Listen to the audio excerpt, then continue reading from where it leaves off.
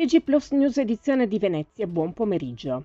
In apertura del nostro notiziario La Politica. C'è tempo fino alle ore 15 di oggi, lunedì 24 novembre, per recarsi alle urne in occasione delle elezioni regionali 2025, in cui si vota per eleggere il nuovo presidente della Regione del Veneto e per rinnovare il nuovo Consiglio regionale. Alle 15 inizieranno le operazioni di spoglio delle schede. In calo l'affluenza ai seggi. Nel territorio della città metropolitana di Venezia, alle ore 23 di ieri, domenica 23 novembre, ha votato il 33,3% degli aventi diritto. Nel 2020, anno della precedente tornata elettorale, alla medesima ora i votanti erano il 46,7%. Cambiamo argomento. Il Centro Previsioni e Segnalazioni Maree del Comune di Venezia comunica che oggi, lunedì 24 novembre, a Venezia, il livello di marea potrà raggiungere 90 cm. In mare sono previsti 105 cm. L'aggiornamento si riferisce alle ore 11:30. Attivo quindi il sistema MOSE in tutte le bocche di porto. Con questa è la sesta volta in 8 giorni dal 17 novembre scorso che vengono sollevate le paratoie mobili del MOSE. Il Comune di Venezia presenta alla cittadinanza la revisione del piano comunale di protezione civile.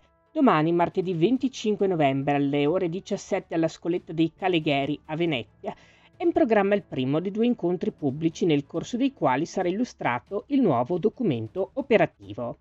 Il secondo appuntamento si terrà giovedì 27 novembre, sempre alle ore 17, al municipio di Mestre. I cittadini potranno presentare osservazioni ed eventuali proposte di modifica, inviando una mail all'indirizzo che vedete in sovraimpressione protezionecivile@comune.venezia.it oppure una PEC all'indirizzo, lo vedete anche questo in sovraimpressione, protezionecivile@pec.comune.venezia.it.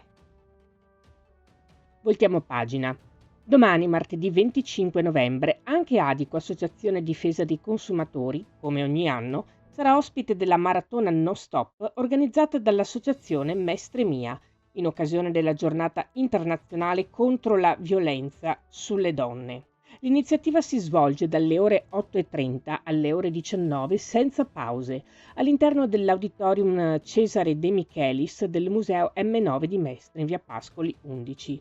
L'intervento del presidente di Adico, Carlo Garofolini, è previsto attorno alle ore 18 e spiegherà come spesso le donne, seppure forti e determinate, possono essere vittime delle prepotenze fisiche o economiche dell'uomo, nell'ambito di argomenti che Adico segue quotidianamente, come per esempio le truffe o anche problematiche interne alla famiglia. Si chiude qui il nostro notiziario. Grazie per averci seguiti. Arrivederci.